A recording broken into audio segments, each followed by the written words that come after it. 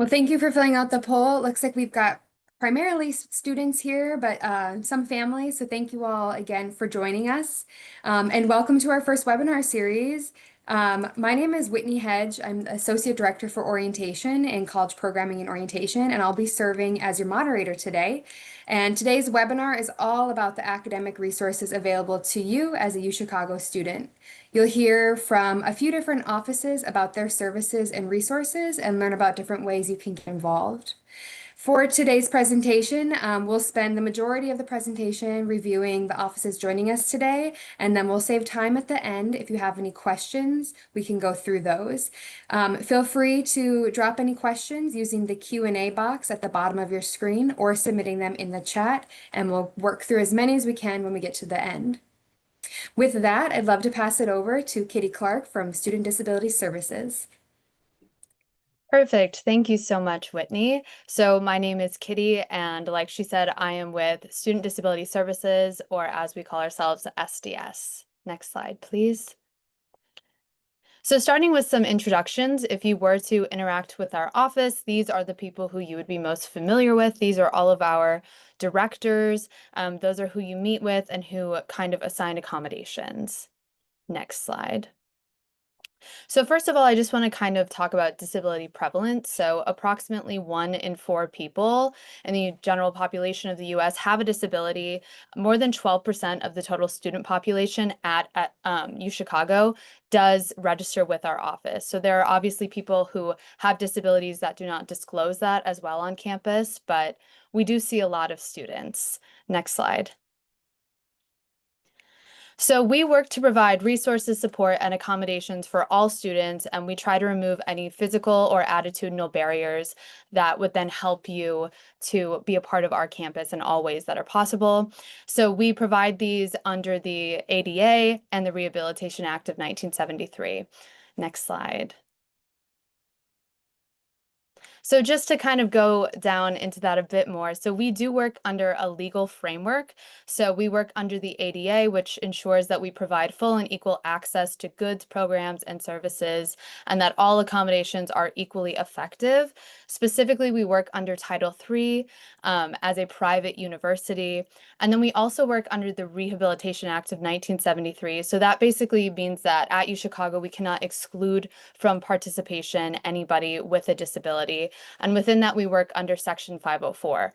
So every decision that our office makes when it comes to accommodations or accessibility on campus, we are ensuring that they are legally compliant across the university. Next slide. And then we just like to throw in this little quote. So the purpose of these laws is to make sure that people with disabilities have the same rights and opportunities as everyone else. UChicago fully embraces its responsibility to provide reasonable accommodations to qualified individuals with disabilities. Next slide. So the way that we work at UChicago, which might be different if you're coming from a K through 12 program, is we do what's called an interactive process. So we will actually engage with the students. You will have an intake appointment where you get to kind of advocate for yourself and discuss exactly what those accommodations would look like, what you're looking for from our office. It's very involved, whereas in K through 12, sometimes it is more of the school's job to identify you. You will have to identify yourself at the university level. Next slide. So this is just a little kind of chart to show exactly what that looks like. So the first step would be submitting a request form and scheduling an intake appointment. So you submit a request form, that is where you might upload any sort of documentation or just kind of list what sort of services you are looking for. And then you would schedule an intake appointment with one of our directors. In that appointment, it's usually virtual. You have about a 30-minute appointment, and that is where you get to tell your director, this is what I'm looking for. This is why I would need this accommodation.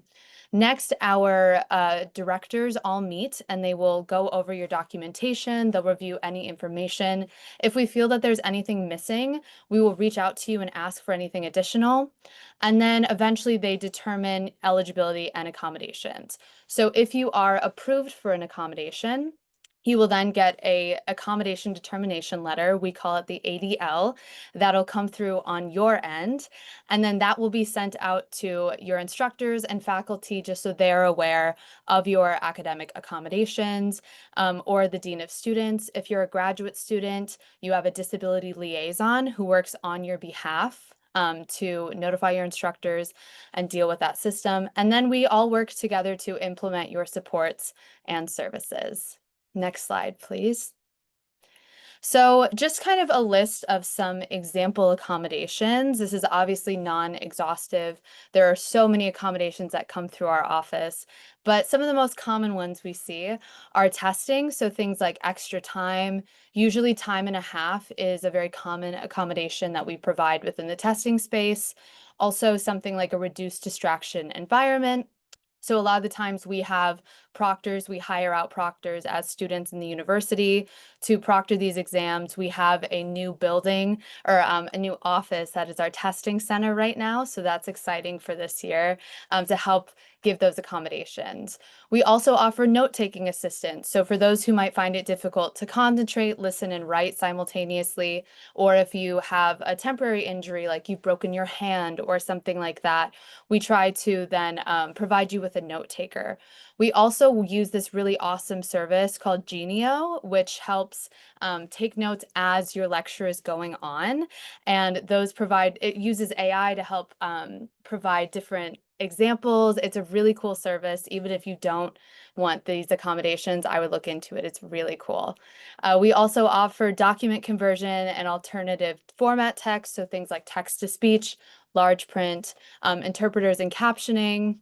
We offer dining accommodations, housing accommodations, transportation, any sort of facilities access or barrier removal, any sort of accessible lab or course content, and then flexible attendance or deadlines for students who experience episodic conditions. So again, it's not a one size fits all. Everybody needs something different and accommodations are implemented differently, but these are the things that you would talk about in those intake appointments. It's also important to note that just because you had an accommodation in K through 12 does not necessarily mean that you will have it at our university. So that is where every school has a different system of how they evaluate these accommodations. And that's why it's really important that we talk about that legal framework and how that impacts the way that we view accommodations on our campus. Next slide. So if you have any questions at all or are looking for more information, we do have our website. It is disabilities.uchicago.edu. We are currently undergoing the process of redesigning it so it's a bit more user-friendly, a bit more accessible. But any sort of like exhaustive question or detailed explanation of any of the processes I've covered today will be on our website. So please feel free to go check it out. Next slide. And then we are on campus. It looks like it's just the parking garage. I promise you we're there. We are right across from the Ratner Athletic Center. So we are at 5501 South Ellis. We are available via Zoom or telephone. And then we are open Monday through Friday. Actually, I should have edited this slide. That's on me. We're currently doing summer hours, which are 8:30 to 4 p.m. And we are committed to facilitating the full participation of students with disabilities in the life of the university. Next slide. We'll be covering questions later, so I will leave that. And thank you. And now I believe I am passing it over to student success. Good afternoon, everyone. I am Talia Leggett, Director of the Center for College Student Success, as well as a Director for the Chicago Academic Achievement Program, and I serve as one of your Assistant Deans of Students. Next slide. So the CCSS team, which is what we refer to the center as CCSS, consists of myself and Omandra Zamora, who serves as our assistant director. So we like to say we are a tiny but mighty team dedicated to working and serving our college students. Next slide. So part of the mission for the CCSS is to work with our first generation and or lower income students at the college to provide them with resources and tools to promote their success. And we do that through programming, community events, and other opportunities and working with campus partners that help with building positive self-identity as well as a sense of belonging at the college and the university at large. Next slide. And we use this kind of overlapping diagram just to kind of show and give an idea of what's FLY. So at UChicago, you'll hear us say FLY, which stands for first generation and or low income. At other schools, you may hear FGLI or FIGLY, but at UChicago, we use FLY. And our definition in terms of first generation that we use is you don't have a parent who has earned a 4-year degree at all, and or you identify as low income. So usually these are students who are receiving Pell Grants, or they may be receiving a high financial aid award, but ultimately we allow students to self-identify within the spectrum of being first generation and lower income, and ultimately we serve and work with all students who are in need of help and support.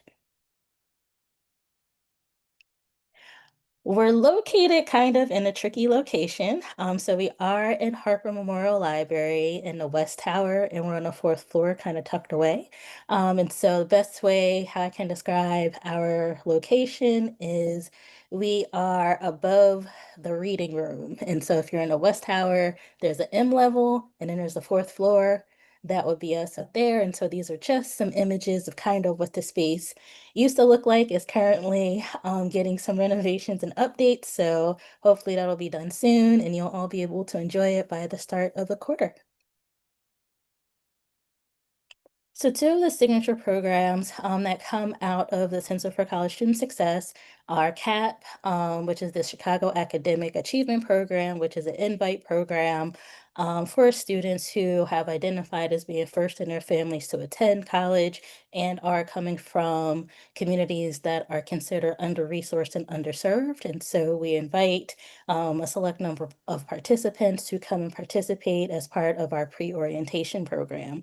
Another program that comes out of the CCSS is our Maroon Mentors program. And so you will hear more about that, I want to say closer to July, end of July, beginning of August, where we invite students who might be interested in having a second through fourth year student serve as their mentor during their entire first year at the college, apply to participate within that program, where you will be assigned to a mentor family. So mentor families include one mentor and approximately 3 other first-year students. And you do different outings, you participate in different programs, and just have someone to kind of walk you through and help you understand different situations that you may experience during your first year, questions that you may have throughout your first year.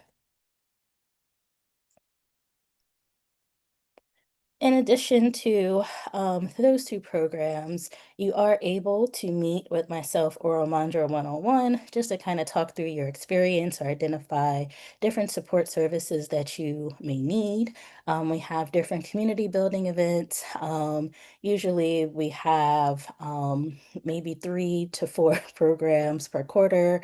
We do drop-in hours as well for students who can't make our individual appointments, and we have a study space that we offer students. So in those other 2 pictures, that's pretty much our lounge. That's the student study space. And there's always free snacks available, and we do take requests for snacks in the event that we have students who have certain dietary needs and they can't eat the hot Cheetos that are normally part of the high demand request.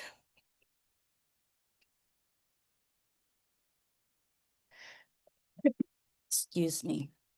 So just to share some of the events that we had most recently at the CCSS, you'll see we have something called first year transition. So all first year students are invited to participate in those different sessions. Each quarter to learn more and talk through some of the experiences or things that come up. And so we ended out the year with our heading into second year. And we also talked about being fly off campus. And so this was an opportunity for students who are thinking about moving off campus to speak with students who have already undergone that experience for some tips and some tricks on how to do that. We did Dear Future Me letters. So we did this for our students first through third year, even invited the fourth years to write letters to themselves since they're preparing to graduate. Um, and one that was selected by the students was to talk about curls and hair care. And so a lot of times when we think about self-care, we're thinking about our mental health, our physical health, but taking care of your hair, being, and feeling great and being presentable is part of that as well. And so those are some of the different aspects of support that we provide to students in building that community. And in the picture there, that's one of our Maroon Mentor events. And we were at Student Wellness and we got to build little plushy avocados, as a self-care event.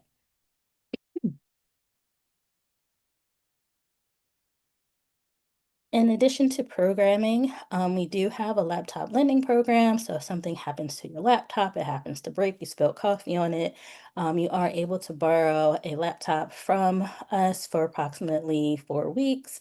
We have a print station where students can come and print for free during our business hours. We also have resources for food insecurity. So for our students, once they move off campus, we're able to offer them vouchers to go and shop at local grocery stores. We connect them with programs that are provided by dining services during the academic break. We have what has been renamed as the Flyberry by the students, formerly known as the Textbook Lending Library, where at the start of each quarter, students are allowed to borrow up to 4 books that they may need for their classes to kind of help with cutting down costs for a lot of those classes, 'cause even for, social sciences and the core, they may be small books that only cost $20, but when you have to buy 8 of them, that kind of adds up. So that's open during the academic year. And of course, our lovely CCSS student coordinators who are pictured here, along with some of the graduate students that we work with. They're an awesome resource for students in terms of, again, understanding how to navigate certain situations, identifying resources, or as they like to say, sharing life hacks of being a college student. So you can stay connected with us by going on our webpage, our website. We are going to be updating that shortly, but you'll see quick links on how to schedule meetings with the CCSS staff. So we currently don't have those updated, but we will within the coming weeks. You can also subscribe to our weekly email that we send out different information about upcoming events, either from our office or campus partners throughout the academic year. Um, and then, of course, other information under quick links for our programs. Next slide. And you can also follow us on our Instagram account just to find out more about things that are going on, what we're doing in our office, um, and fun things of that nature. And so, again, we will be answering questions towards the end. And yeah, feel free to ask anything. And I'll be passing it over to Dana with Study Abroad. Hi, everyone. My name is Dana Courier, and I am the Deputy Director of Study Abroad. Just get my camera on. Okay. And I'm going to talk to you about how Study Abroad works here at the University of Chicago. We'll go over kind of the basic parameters, and I'll try to give you some specifics about the programs that we offer. And yeah, okay, let's go ahead. We can go to the next slide. Okay, so the goal of, studying abroad here at the University of Chicago is to situate the Chicago experience overseas. So the vast majority of our programs are UChicago courses taught by UChicago faculty just for UChicago students in other locations around the world. And, of course, the site or the location where you're studying is meant to enrich and inform the curriculum, because these are UChicago courses, they are very academically rigorous. The courses and the curriculum is designed by the faculty here at the university. The class sizes are small, so at most you're going to have a group of 25 or 26 students participating in a program with you. And as I mentioned, these programs are just for students enrolled at the University of Chicago. Okay, next slide. So we categorize our programs in a couple different ways. As I said, most of our programs are taught by our faculty. So the large majority of our programs are what we call faculty-led. And within this category, we have sort of three subcategories. So the civilizations programs are feature a curriculum that's part of the university's core curriculum. So the civilizations requirement is a requirement that all undergraduate students need to fulfill.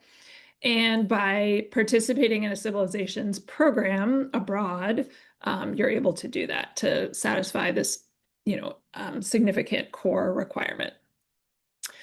So we have a group of programs that are civilizations programs. We have what we call thematic programs, which are really, faculty-led programs in a lot of different subject areas, but that are not civilizations programs. So these two types of programs are both quarter-long programs. And I will go through in a few minutes just some examples of the thematic programs. The third type of faculty-led program that we offer is the newest type, which is our September programs. So these are shorter term programs that take place during the September term, which is, part of the summer here at the University of Chicago. But because we're on the quarter system and we do start our autumn quarter pretty late, we have this September term where students have a lot of different options available to them, but one of them is to study abroad. We also have what we call direct enrollment programs, and this is more of the sort of traditional view of study abroad where you're actually taking classes at a foreign university.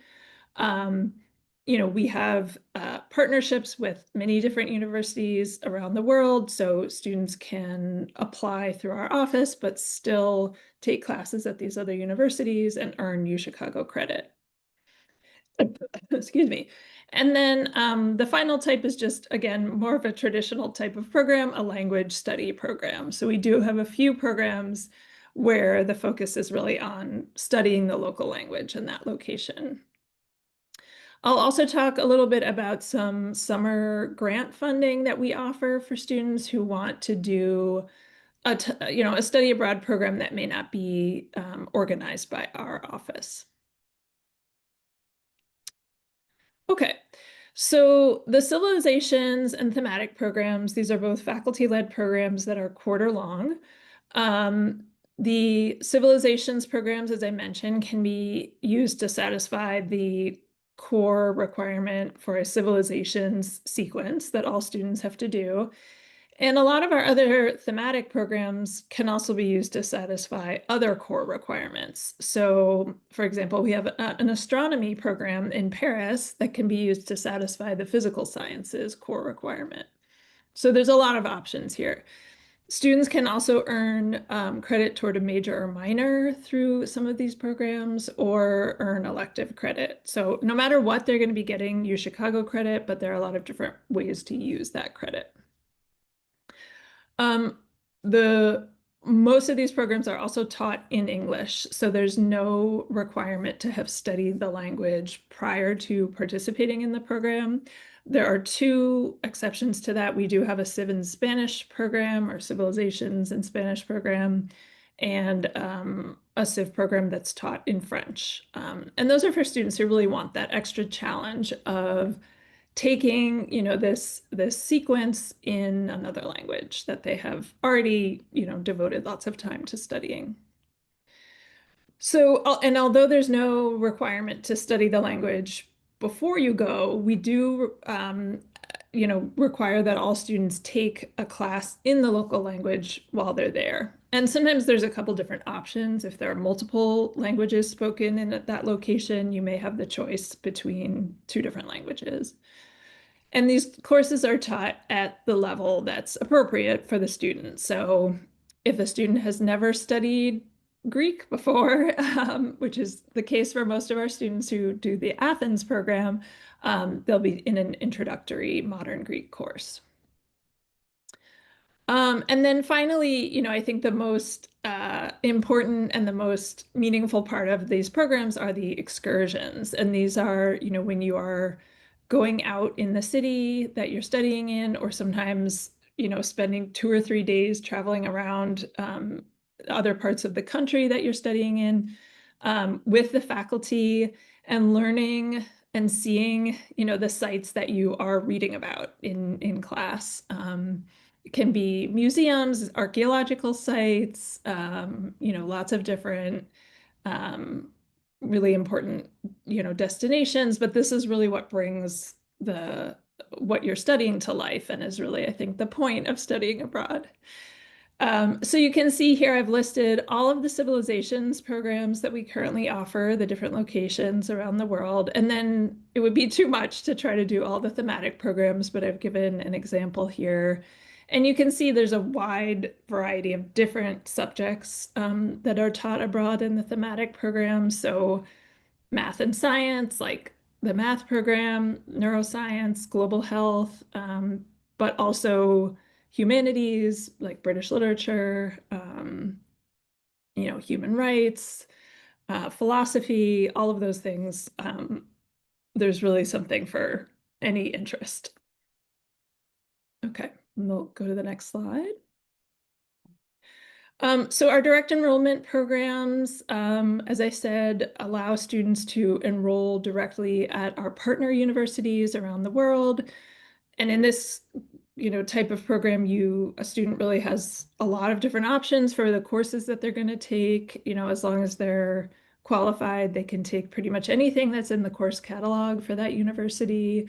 They are studying with the faculty of that university and the students there, but this is a much more immersive experience. And, for students who want to be a little bit more independent and want to really, put their language skills to use. Again, you can see the list of cities where we have these programs. We do have partnerships with a lot of different universities in Great Britain and Ireland that are listed here. So these are all options available to the students. And then I do have our 2 language programs listed here as well. So we have a Spanish program in Toledo, Spain that happens in the fall, and a French program in Paris over the summer. Okay, next slide. And then I also had mentioned earlier summer grant opportunities. So we have what we call the Summer International Travel Grants. And this provides funding to students who want to do, again, more of an independent experience. So either studying language or doing research abroad over the summer. Some students, it's really difficult for them to study abroad during the academic year. And so this gives them another opportunity to take advantage of.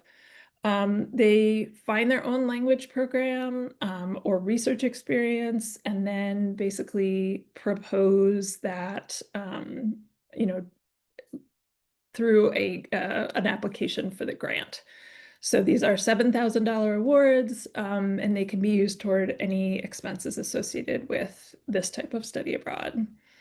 And we have about 100 students every year who do this in the summer. Okay, next slide. The September programs, which I mentioned, are the newest type of program that we offer. Again, are faculty-led programs, but they are 3 weeks long.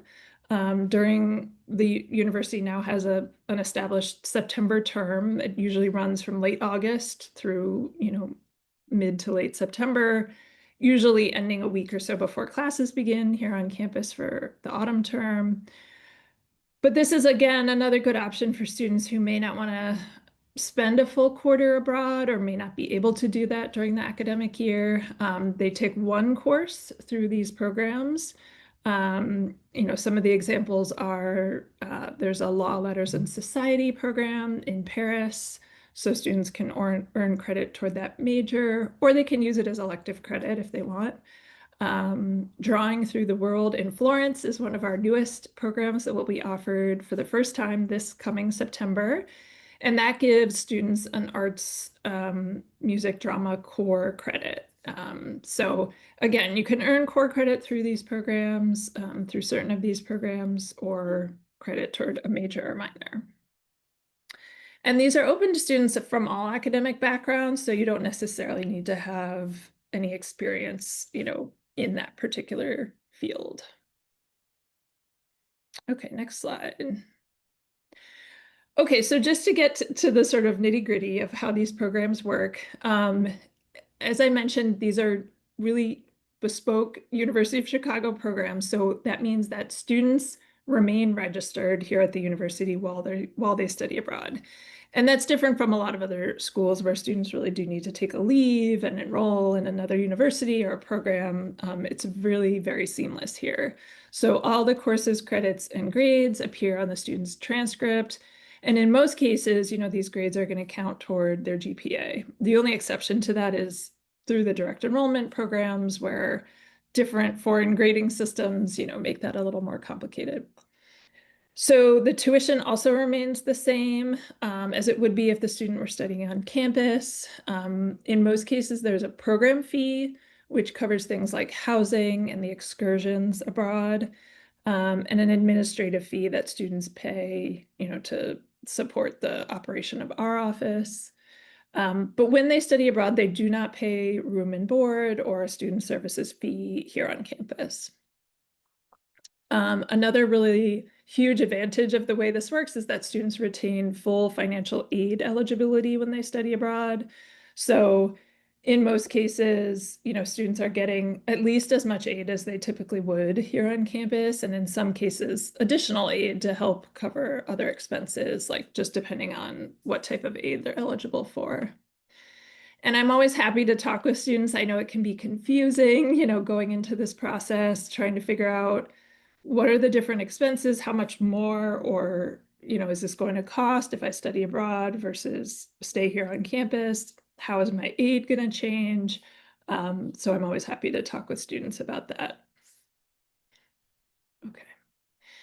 So I would say, as you know, for many of you who are looking forward to starting your first year here on campus, I think if you're really excited about studying abroad, and I hope you are, a good thing to do now is to start looking at the programs that are available. So you can find all of those on our website. Once you start meeting with your academic advisor, I highly recommend telling your advisor that this is a priority for you, that you really do want to study abroad during your undergraduate career, so that you can think about how to build a plan, you know, that features a study abroad program. We have program managers in our office, so on every web page on our website that about each program, you'll find the program manager listed, and this is the person you can reach out to with any questions about that specific program.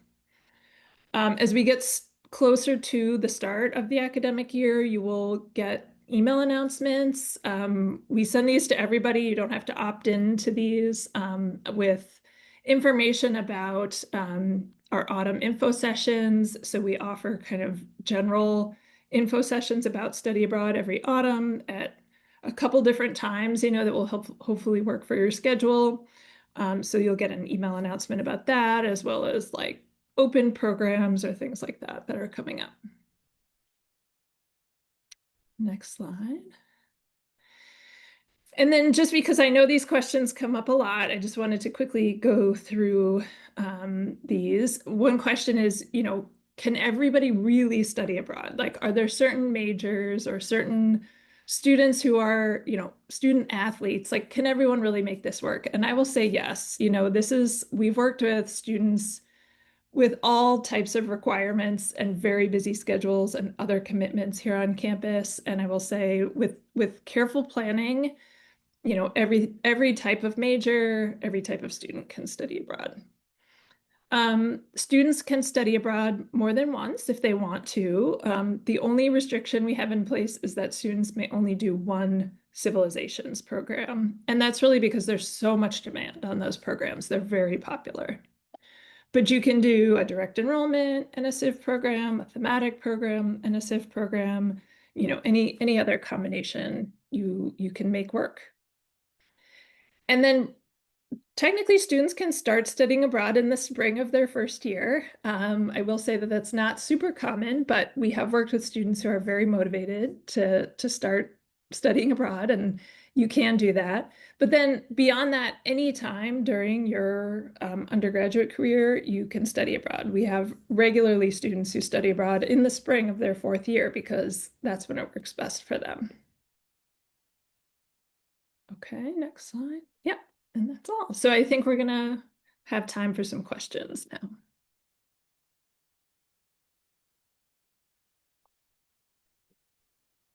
Thank you all so much for presenting today. We have a few questions that were submitted in advance, a few in the Q&A chat that we can go through.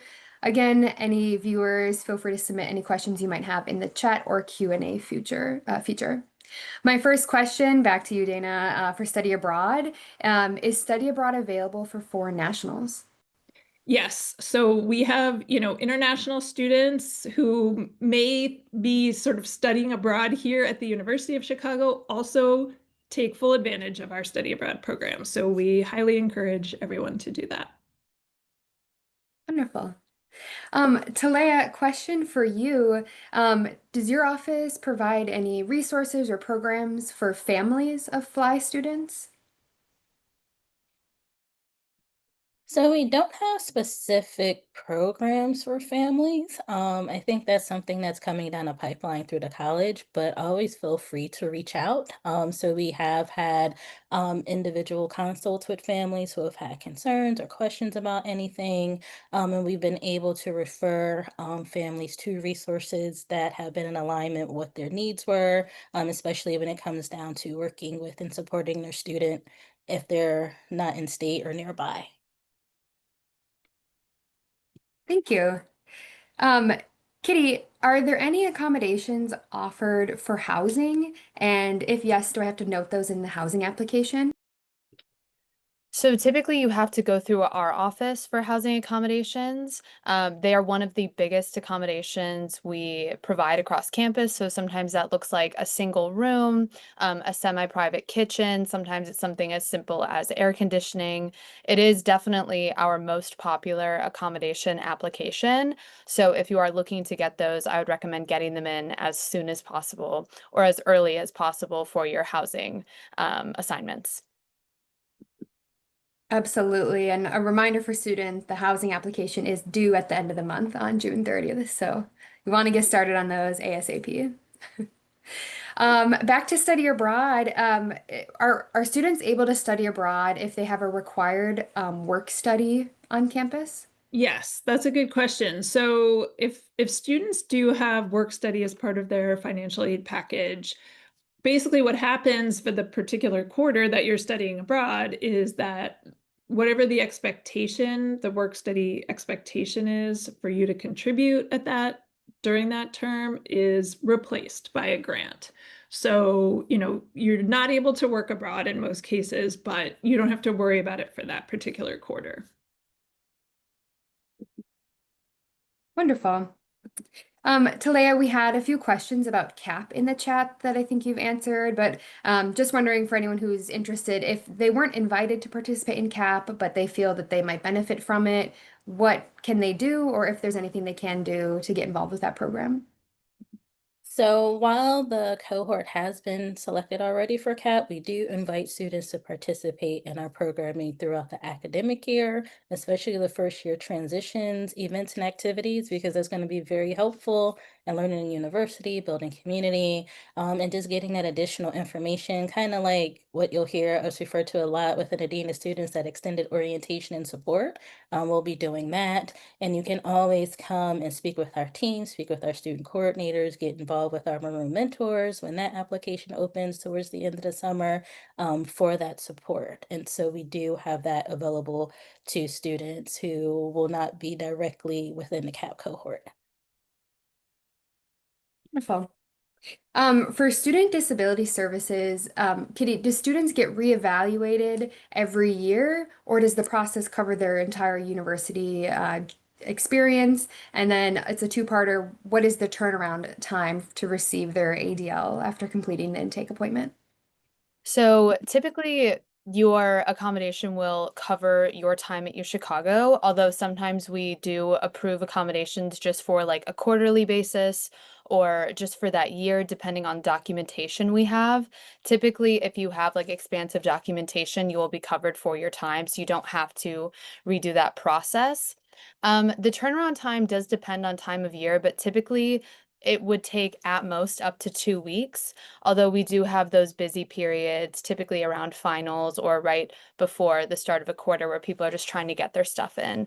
But typically it's about a 2-week process because our directors meet and all together they vote on whether or not the accommodation will be approved or not. Thank you. Question for study abroad, Dana. I think you might have mentioned this, but if you want to reiterate, are students able to participate more than once with study abroad programs? And is that something common that happens? Yeah, I mean, we're always really excited if students want to study abroad more than once. I had mentioned that our civilizations programs are very popular and there's a lot of demand on those because they do satisfy that core requirement. So we do have to limit students to just one of those types of programs, but otherwise, there's really no limit. Like students can do a Civ program and another type of program. We've had students do like 3 or 4 programs in their time here. So if you want to do it, we'll help you get there. Talea, a question about the laptop lending program. If there's students who maybe can't afford a laptop from the start, are there any resources through your office or the university you might know of?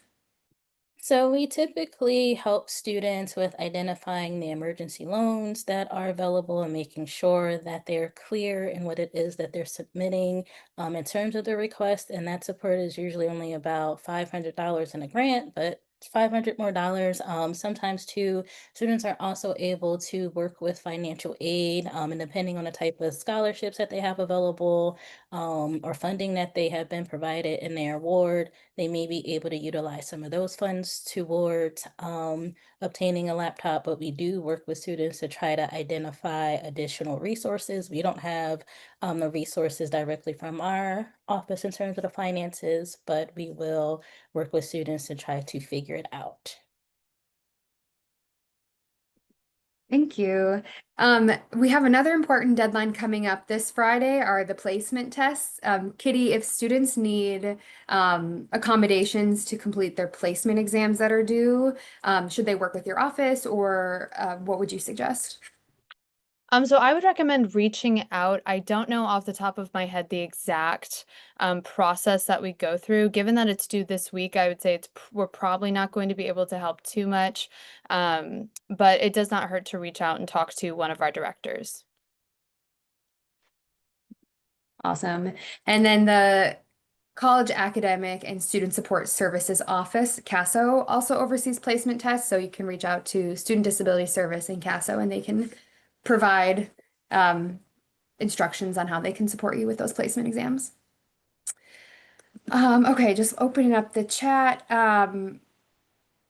Dana, for study abroad, is the course load for a quarter typically 3 courses? And do students all take the same courses while on a study abroad experience? Sure, yeah, I'm happy to answer.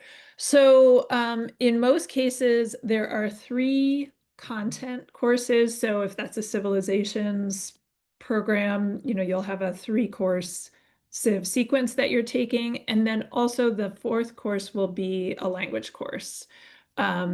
So that's pretty true across all of our programs. I mean, the September programs just include one course, but the quarter-long programs are all a 4-course load, which is, typically on campus, students take 3 or 4 courses per quarter. Wonderful.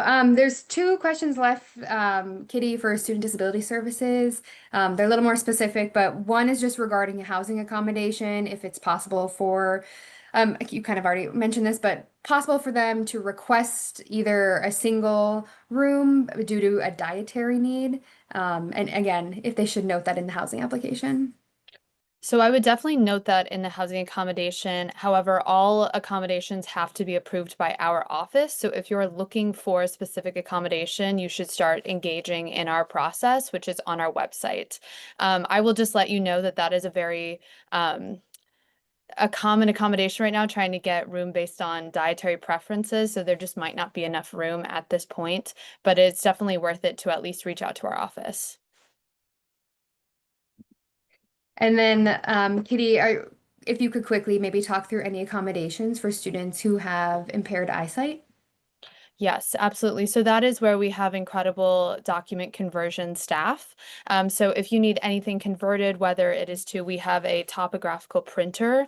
So sometimes we have students who need their like math graphs and we print them out so they can feel them. Sometimes it's a priority seating in class. You get put in the front row. If you struggle to see, maybe you need to have a note taker or those sorts of things. There is no one size fits all or one approach for students. It really depends on exactly what your limitations are. And that's something that would be covered in that intake appointment. But those are just some kind of overall things that we tend to apply. Well, thank you all again. Before we end today, just wanted to maybe allow you all time to maybe provide one piece of advice for incoming students, whether that's some way to engage with your office or services, or any general piece of advice for new students who will be joining us this fall.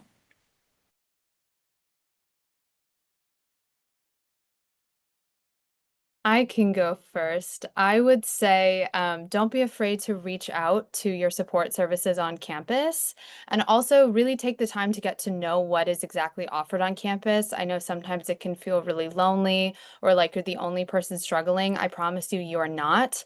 And all of us at UChicago work really hard to try and be there for you and help you and make this the best experience possible. So don't be afraid to reach out and try and do some research before getting to campus. Yeah, I can jump in too. I think the same thing, I mentioned our autumn info sessions. I think those are a really great place to start with study abroad. We talk about all the different types of programs. We talk about the application process.